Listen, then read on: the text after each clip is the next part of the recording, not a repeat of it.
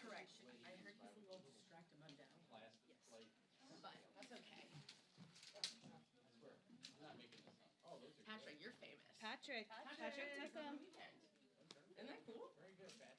He's a talent. He is a talent. We're blessed. We're blessed. You sound like a Southern mother. We're blessed with his talent. We're blessed with his talent. I don't think I've ever had a picture that big. Okay, Scotty, we can work on that. Gentlemen, good morning. Am I in your seat, sir? Oh, come on. KJ? Speak your mind, sir. Speak your mind. You guys Huh? are going to sit here anyway, so just take your seat. You want to help me? Let's just I think those look Patrick's good. mom. Let's pull these forward. Okay, Patrick, I think over here. I'm doing both of them. I'm like a proud mother as well. Yeah, we're all proud moms. We're like, look at Patrick's work. Yeah, look at Patrick. So cute. Okay, I'll send the seats to your parents. Were you worried, Patrick? Out in them streets? I was like, I had my boots on. Truthfully, I was a little bit, and I was like, I'm gonna make sure I wear nothing that like gives me away. No. You had to blend in. There were a lot of like just regular photographers there, so I'm like, oh, we're good. Yeah, you had to blend in though. Nobody looked at me sideways, so. That's good.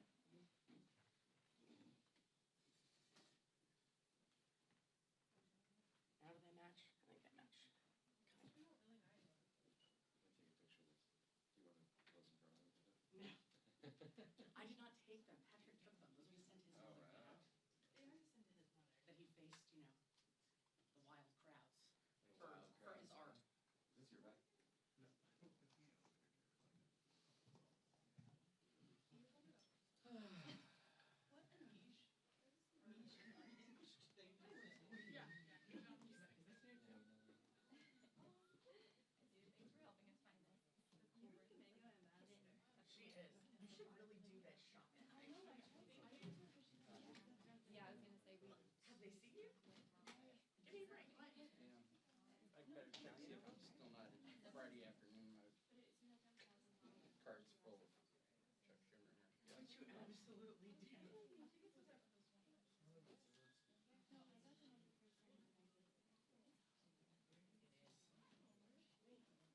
AC?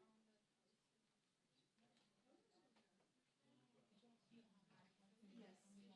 Okay. I turned it off the. Oh, did we just great? I was coming to find you. Oh, no. It's like, it was like 20 degrees hotter. It comes in the shape So I of... turned the crazy lights off in the green room, but people like to turn the brights back on. I just turned them off. You don't like the bright. Maybe he throws you for a loop, Scotty. No, it's across the street. He said, turn off the lights. You don't think so? Turn off. Our presser here. I am. Did you just come in? Good morning. No, I'm giving one of Kylie Cooper a tour. Kylie Cooper. Scotty? The wonderful fellow. Sweating and New York. Scotty. the combination. You be an AP, still getting your feet wet. Yeah, get my feet wet. If you try to kick me, because I'm old. Everything was like, it was super cool last night. Then I'll get my feet wet. when I went out to take the dog out, right before the rain started.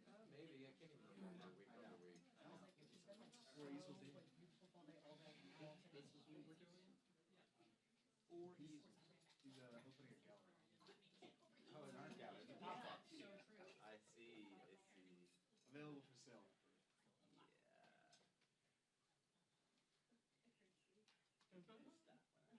Yes, they said they did. Hell yeah. Edgar has the best curtsy of anyone I've ever seen. Got some framing. Once in a generation talent. Ready? Composure. You should give them that. When my hand is raised, that's, you know. I'm tell. Yes. So if we'll go outside and see coming in, and then once it starts, I love Steve. Steve's great. great. That seats kind of work the edges of the fringes, staple it. Well, we got the first one. Back in your good morning. It's great. It's I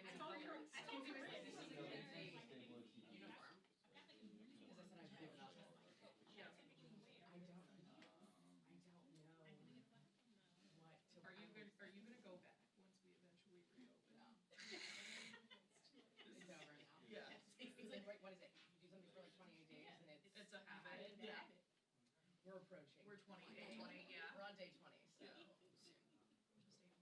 Yeah.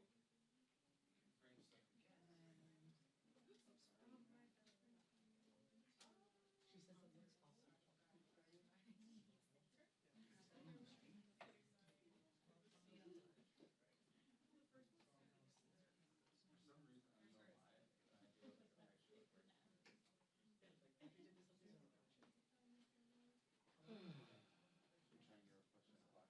like my house so nice. And then T's got cuts for quarter ask questions, layer stuff there. Got a lot of content. And then, yeah, We're down working. low. I would say that you got There's some of these shots are really stuff clean. Which Which is fine. They're all clean. so you kind of move around. Jonathan will likely come that leaves me. His big mama. His big mama. Yeah, that's like a huge, yeah. But I wish we had something like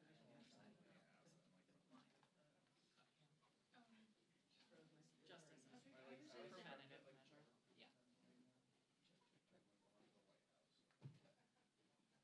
He's a big.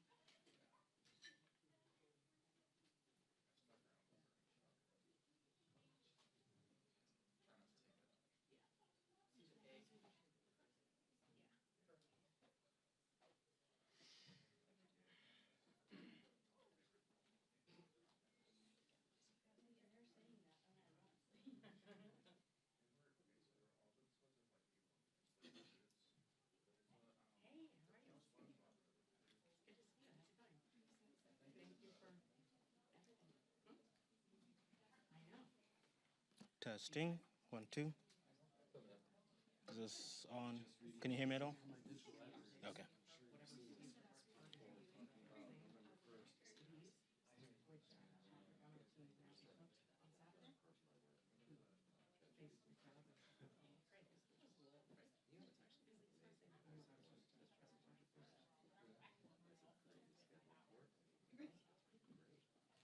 So like, it's just, I said I want extras, I said I want, that doesn't make any point, it does say, like, it's like, here's the Yeah. process, here's the next one, here's my time.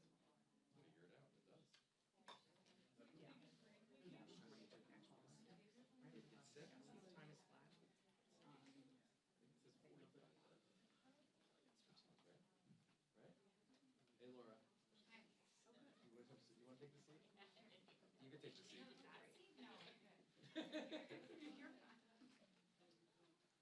I just was bored, so I came down early. Yes, I was like, you're welcome to hang back here. I'm free with him. I also, I'll tell you something.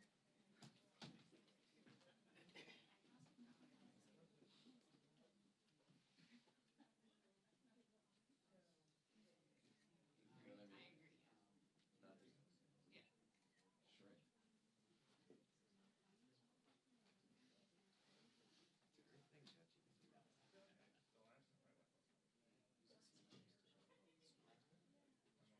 Oh, do you? That's actually kind of cool, but look, dude, it's also like, check this out. So it's plotting your whole, yeah. It's amazing. Like just for efficiency. Oh, yeah, yeah, I said it. I said you were multi-hyphenate. I've seen the shortest route. Oh, really? That's cool. I'm pretty sure it was only walked by. Because like I would have said like hour to. So world news on Not quite, but I was like, Kelly Cleveland says the average cost. Is that right? I'm not buying it. and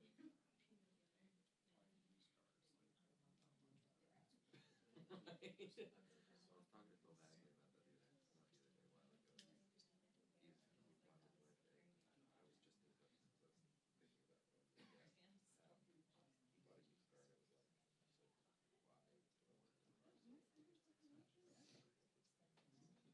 because I was thinking about going to the gas.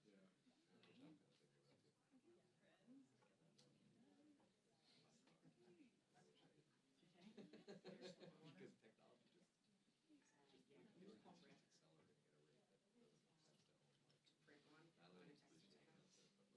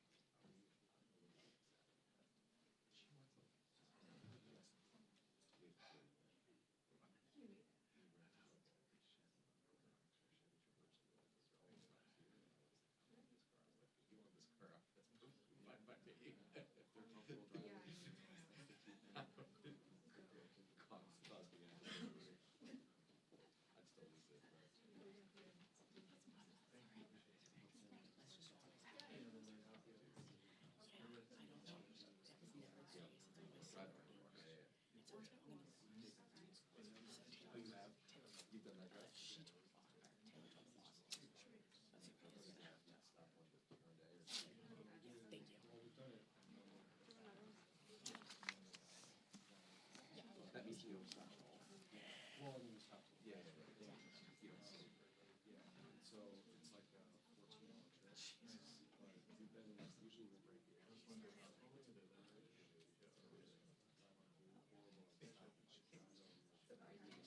In a way, like, it was like a week before this. Also, it was our registry. We used to, when I was following fish a lot, we used to like That could be a drive.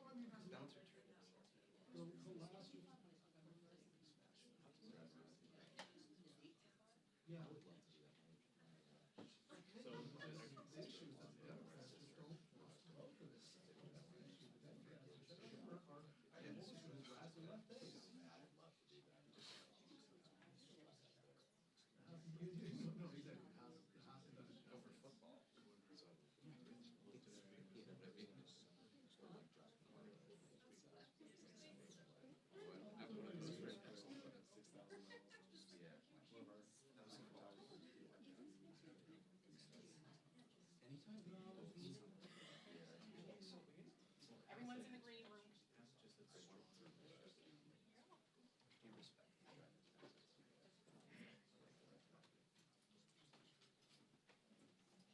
There we go.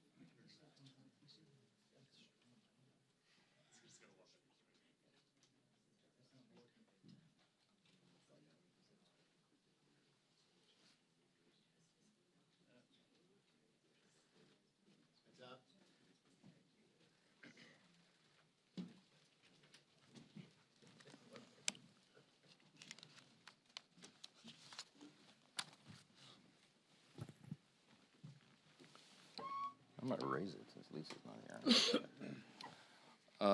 here. Good morning to everybody. Thank you for being here this morning. For those of you that are keeping track, this will be day 20, 20 days since the Democrats recklessly shut down the United States government. And the Democrats are making some very costly history here. Don't lose that in all that's happening. This is now the third longest shutdown in history. And when you look at it carefully, it is now already the longest full shutdown of all time. You had an example in 2018, and you had one back in 1995 that were longer, but they were partial shutdowns because they only affected a part of the federal government. This is everything. And it's also important for us to note, this is the first time in history that any party has had the audacity to shut down the government over a totally clean, nonpartisan continuing resolution. This is a political stunt, and it's the first time it's been done, and it is the most costly, most selfish, most dangerous political stunt in the history of the United States Congress, because as we have stood here day after day after day explaining all the Americans who are being harmed by this nonsense. And the Senate Democrats have zero shame about this. They don't have any shame at all about the pain that they're inflicting upon hardworking families, upon soldiers and law enforcement officers and veterans and the elderly and the disabled and women, infants, and children. Services to all those categories and paychecks to those folks are being stalled because Democrats are playing games. Today, Leader Thune in the Senate will once again bring the clean, nonpartisan CR to the floor for a vote. They will have another chance. Democrats will have their 12th opportunity to pass the bill. It is the same bill that they themselves supported just 7 months ago, and Chuck Schumer gave impassioned speeches on the floor about how it was the only option. And don't forget, they did it 13 times under the Biden administration. Very similar measures, but not now. Something's changed. Over the weekend, we saw what it was all about. The Democrats made crystal clear that this is about politics. The politics were on full display. The politics, the spectacle, is what the mobs, the crowds, the rallies this week were all about. It was quite ironic, though. The irony was very glaring. They called it the No Kings Rally. But the great irony, of course, that we pointed out over and over was if President Trump was a king, the government would be open. If President Trump was a king, he would have closed the national parks and the National Mall, so they couldn't have had the rally out here. By the way, that's what President Obama did during the shutdown in 2013, closed all the parks and the National Mall. Here in Washington, you had Senators Bernie Sanders and Chris Murphy and Cory Booker and others marching in the streets. Now, these are the same senators who voted over and over to shut down the legislative branch and hand the reins to President Trump. They're decrying the situation that they themselves created. This has always been about the spectacle. Chuck Schumer himself joined the spectacle in New York City. And it's interesting to note his activities there. He was standing side by side some of the most radical groups that maybe ever assembled on U.S. soil. They openly advertised as co-sponsors of the event in New York City the Communist Party USA, the Democrat Socialist of America, the Freedom Socialist Party, the Young Communist League of New York, many others. Do we need any further evidence? They're not hiding this. They're out in the open. They're not shy about it, because this is the core constituency of the modern Democratic Party. These are objective facts. Look at what's happening. Open your eyes. It is exactly why Chuck Schumer is pandering in this whole charade. We've explained from the very beginning, this shutdown is about one thing and one thing alone: Chuck Schumer's political survival. Now, I noted on Friday, the lead organizer of the rallies this weekend issued an open threat to Democrats. Quote, "The cavalry is coming in on October 18th, and they're either going to be celebrating with you, or they're going to be calling for new leadership." Now, that's a direct threat to Chuck Schumer, and he heard the message. And so did Hakeem Jeffries in the House. And that's why neither of them were here doing their jobs. Instead, they were out in New York and California. They were catering to the same radical base that is just days away from electing an open Marxist as mayor of New York City. And now that Chuck Schumer has had his spectacle, he's had his big protest against America, this is our plea. We're asking, and I think everybody in this room and everybody watching, listening to our voices this morning should be hoping that he is finally now ready to go to work and end this shutdown and stop inflicting pain on the American people. Republicans have been working. We are ready. We've been doing this. It's been over a month now. We passed our responsible short-term solution to keep the government open while we just simply finish our work to fund the government openly and transparently, and Republicans are completely united on that front. On the other side, Democrats can't even agree amongst themselves. You got different subgroups among them. You've got a few reasonable Democrats who know shutdowns hurt the people, and they've already voted for our bill. They want to keep the government open. Then you've got others desperate to prop up the failures of Obamacare with no reforms whatsoever to make the program more affordable. That's what we're fighting for. And you've got AOC calling for her own negotiations on live TV, and you've got Chuck Schumer and Hakeem Jeffries still unable to articulate what it is they need to reopen the government. It illustrates the point once again. This was never about a solution. It was about creating an issue. Now that Democrats have had their protest and publicity stunts, I just pray that they come to their senses and end this shutdown and reopen the government this week. Republicans are waiting, the American people are waiting, and we are ready to act. As evidence of just how united Republicans are in this fight, I've asked two of our prominent leaders in the House Republican Conference. I've got House Freedom Caucus Chairman Andy Harris. Dr. Harris is also an appropriator, and House Freedom Caucus Policy Chair Chip Roy of Texas. I'll turn it over to Dr. Harris first. Thank you very much, Mr. Speaker. Earlier this month, the House Freedom Caucus made history by hosting our first press call held with the Speaker. And today we're doing it again, standing shoulder to shoulder at a full leadership press conference as part of the united Republican front against this Democrat-led shutdown. On the Sunday morning shows yesterday, the Democrats tried once again, unconvincingly, to say that they are not to be blamed for the shutdown. But the reason that the government remains shut down is becoming crystal clear to Americans. It's because Senate Democrats have chosen to pander to their radical base instead of doing their job for the American people. Senate Democrats have had the opportunity to vote 11 times for the House-passed bill that pays our troops, pays our law enforcement, and pays our air traffic controllers now, and would immediately reopen the government.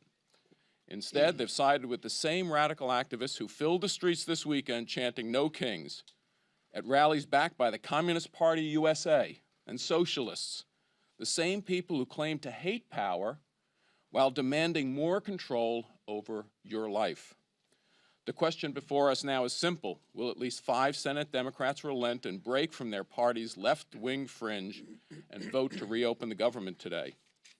Let's also be honest about what the Democrats are really fighting for. They're demanding taxpayer-funded health care for illegal immigrants.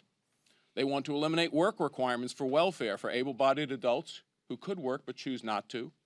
And they're defending hundreds of billions of dollars in continued corporate welfare for big, profitable health insurance companies that have already made a fortune off Obamacare with the Biden bonuses that the Democrats scheduled to expire at the end of this year. House Republicans have already done their job. The only thing standing between America and a reopened government is a handful of Senate Democrats too afraid of their activist base to do the right thing. But it's time for those 5 Senate Democrats to show some courage, stand against their leadership, but with hard-working Americans, and vote to reopen the government. I want to close by thanking Speaker Johnson for his leadership in standing firm against the radical left's unreasonable demands and for standing with the American people. Thank you, and I'll now turn this over to Congressman Chip Roy. Thanks, Andy, and I want to thank the Speaker and the leadership team and the President for their leadership during these last several weeks. I'd say it's good to see you, but I mean, honestly, I'd rather be in Texas. But I'm happy to be here today with these guys. No one disputes one obvious fact. It is Democrats who have chosen not to fund government. Can we at least establish that truth, right? It is, in fact, the truth. And the question is why? And you saw it on Saturday. It was basically for a political rally. Rally for cover for Chuck Schumer, who's in his own political battle in New York. That's the truth. And the irony of this is, this No Kings rally, what are we actually talking about? I mean, it wasn't President Trump, but Democrats who tried to make us take a shot or lose our job. It wasn't President Trump, but Democrats who were burning our cities to the ground in 2020 and attacking police officers. It wasn't President Trump, but it was Democrats who want to push boys into girls' locker rooms, who want to force surgeries upon children.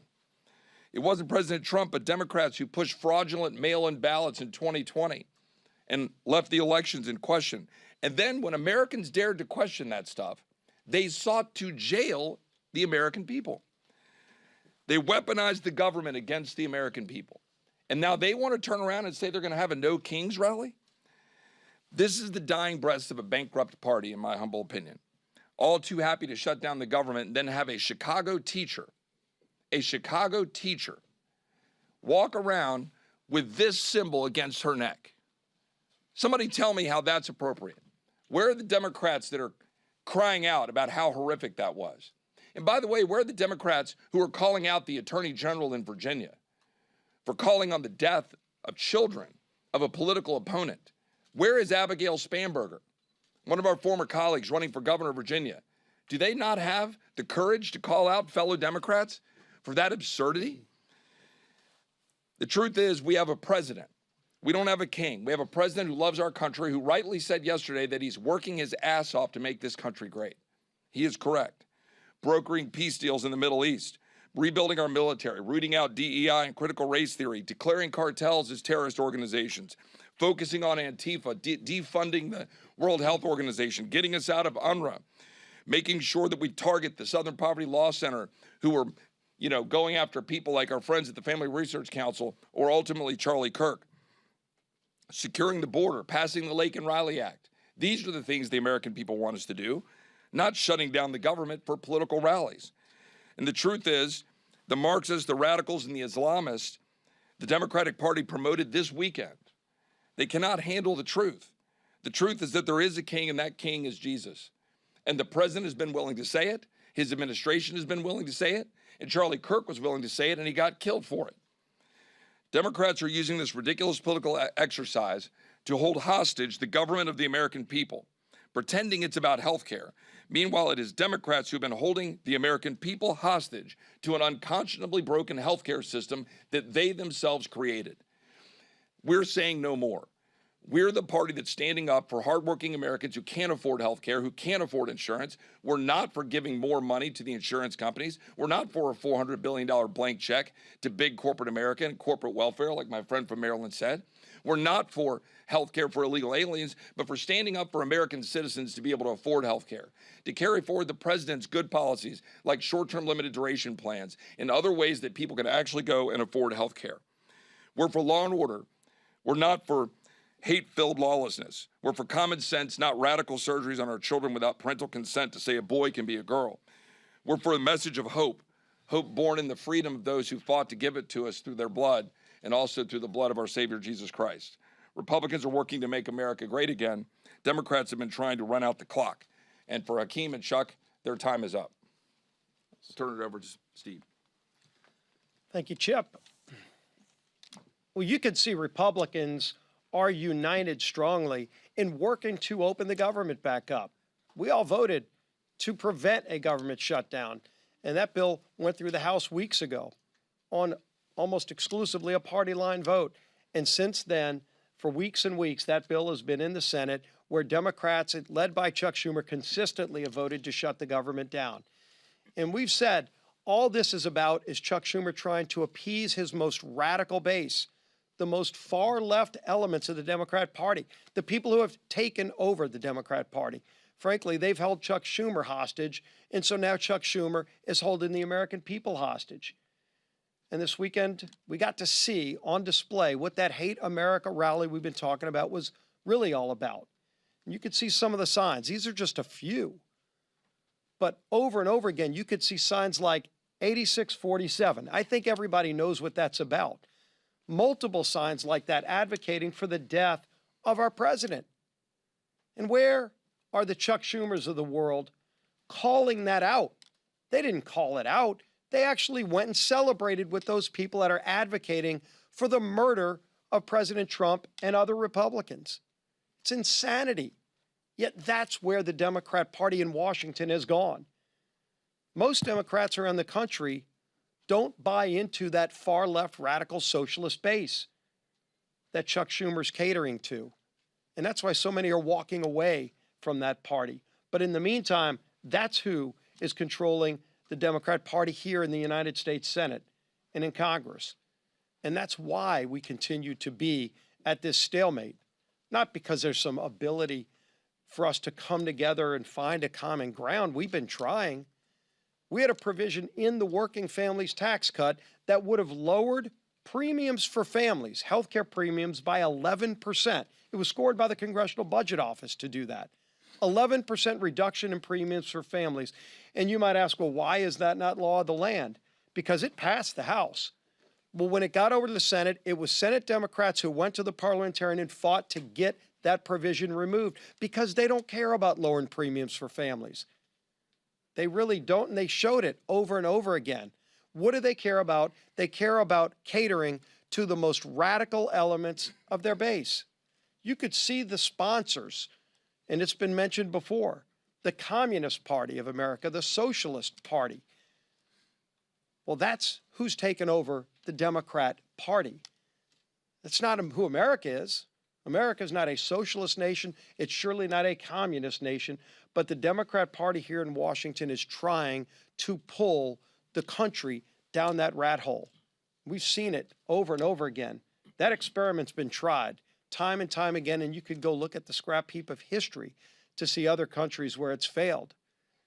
Why won't they go protest over in those countries and just be a part of those countries where it's already failed?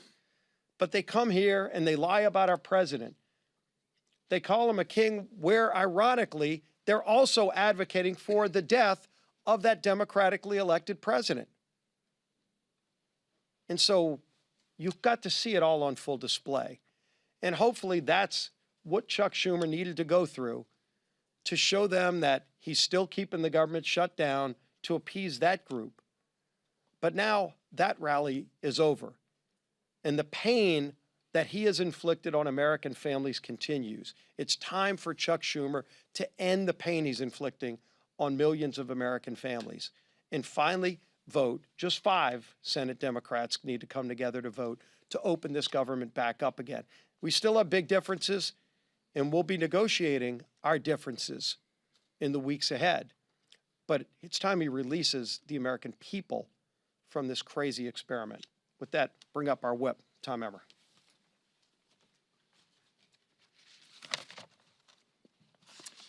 As the Speaker said, we're now on day 20 of the Democrats' shutdown. For everyone tuning in, here's a quick review of everything that's happened in the last 3 weeks. Republicans did our jobs. We passed a clean, nonpartisan government funding bill that Democrats supported just 6 months ago and passed 13 times under the Biden administration. 11 times now, Democrats have refused to pass our clean CR, shutting the government down in the process and forcing Americans to pay the price. In order to simply turn the lights back on, Chuck Schumer and Hakeem Jeffries have demanded $1.5 trillion in new spending for things like taxpayer-funded health care for illegals and cutting $50 billion from our rural health care fund. They've taken the American people hostage while pointing fingers at us for refusing to concede to their absurd wish list of demands. But Republicans have been clear. We will not negotiate under hostage conditions, nor will we pay a ransom. The Democrats' position is totally unreasonable. It's hypocritical, and it's pure partisan politics in a desperate attempt to score points with the radical, pro-terrorist wing of their party. Now that their Hate America rally is over, I hope that at least 5 Senate Democrats will finally do the right and responsible thing by breaking ranks with Chuck Schumer, passing our clean CR, and reopening the government. If they continue to refuse, we're going to continue to hold them to account. And I hope members of the media in this room are going to do the same. With that, I turn it back to our Speaker, Mike Johnson. Okay, a few questions. Chad, go ahead. Chad. Thank you. We understand concerns about air traffic control. We understand that they're going to lay off workers at the National, they're going to lay off workers at the Nuclear Security Administration. Mm-hmm.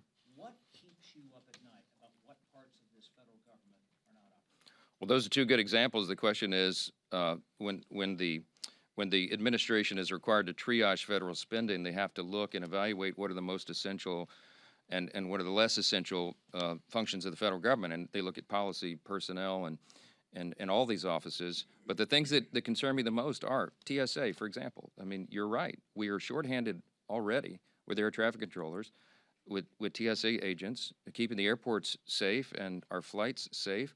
We cannot afford this nonsense. And I think the Democrats in their heart of hearts know that. When you're talking about nuclear deterrence, our former colleague Brandon Williams was a congressman from New York, and now he's now been confirmed, and he's one of the people in charge of nuclear deterrence for the United States. He's a former officer on a nuclear submarine. He brings a lot of experience to that job, and he came to sit down with me a few days ago, end of last week, and he said, "I just want to articulate for you how serious this is in terms of national defense."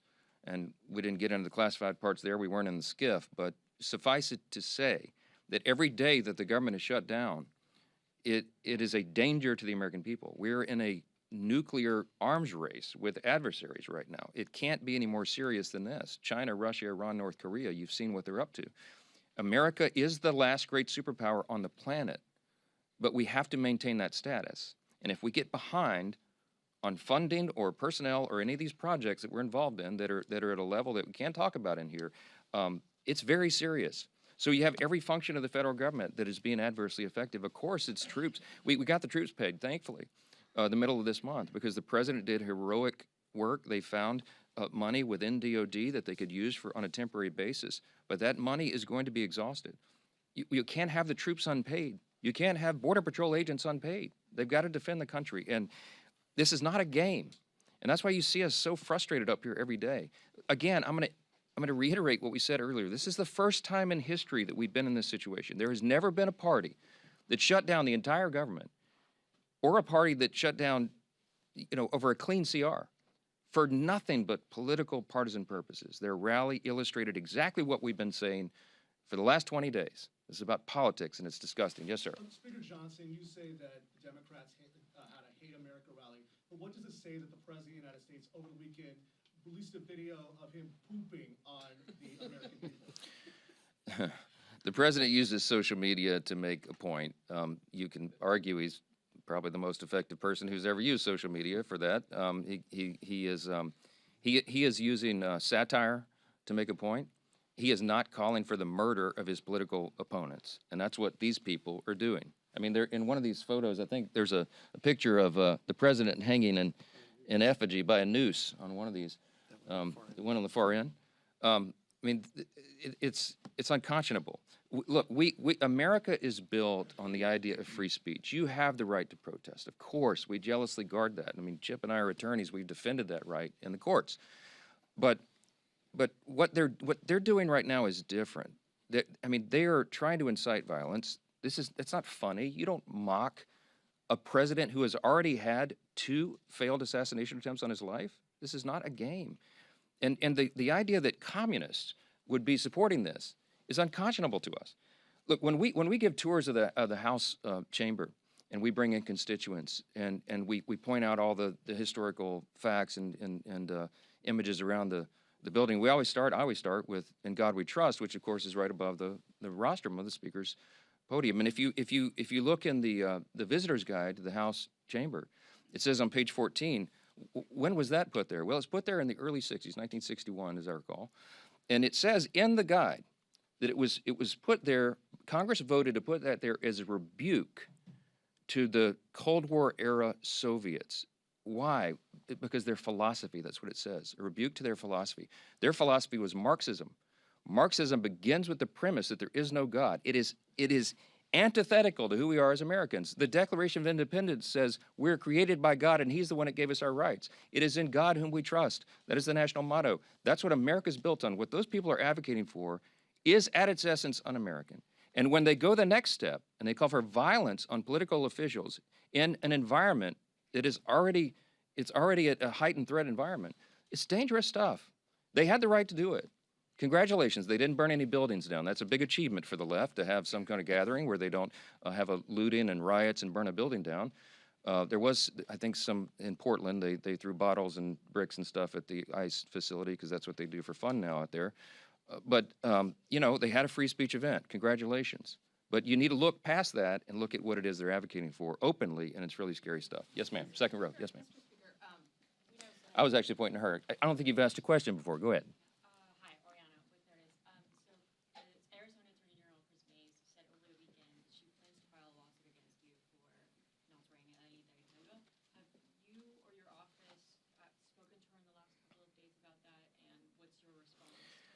Oh, my goodness. Okay, yes. So yet another Democrat politician from Arizona is trying to get national publicity. So now it's the state AG who's going to sue me because Grijalva is not yet sworn in. Let me go through this again for you, and I have some updates. First of all, I'm following the Pelosi precedent. I was on some of the Sunday shows and was asked about this because this is all they have to talk about right now. When Julia Letlow was elected under very similar circumstances to fill the seat of her deceased husband, who passed away tragically by COVID, Nancy Pelosi, Speaker Pelosi at the time, took 25 days to administer the oath of office to her. It wasn't just Julia. The Pelosi precedent extends even further because when Pat Ryan and Joe Sempolinski were elected during an August recess, They waited 21 days to administer the oath to those to rep-elects because they were not in session. We are not in legislative session. The chronology is important. Rep. Grijalva won her race in, I think it was the last week of September, after we had already gone out of session. So I will administer the oath to her, I hope on the first day we come back, legislative session. I'm willing and anxious to do that. In the meantime, instead of doing TikTok videos, she should be serving her constituents. She could be taking their calls. She can be directing them, trying to help them through the crisis that the Democrats have created by shutting down the government. Oh, and by the way, I also did find out this little tidbit that should be interesting to you. When a rep-elect comes in on a special election in particular, it is up to the leaders of her party, his or her party in the House, to give them guidance and direction. One of the first things they do is reach out to what we do is reach out, majority leader, or reaches out to the rep-elect and says, hey, welcome, congratulations. Here's all the things you need to do. Here's the office of the chief administrative officer of the House, and they will help you get all of your computers set up and your passwords and all the rest. That call was apparently never made by Rep. Grijalva, and I don't know if the Democrat leader's office didn't inform her of that.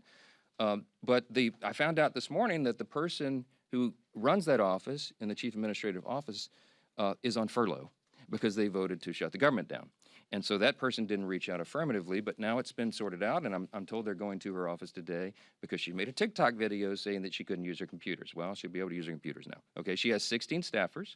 They need to be taking calls, and they need to be helping their constituents, just as Republicans are out in their districts right now, helping them navigate the chaos that is created by Democrats who are playing political games. Yes, next question. Yes, sir.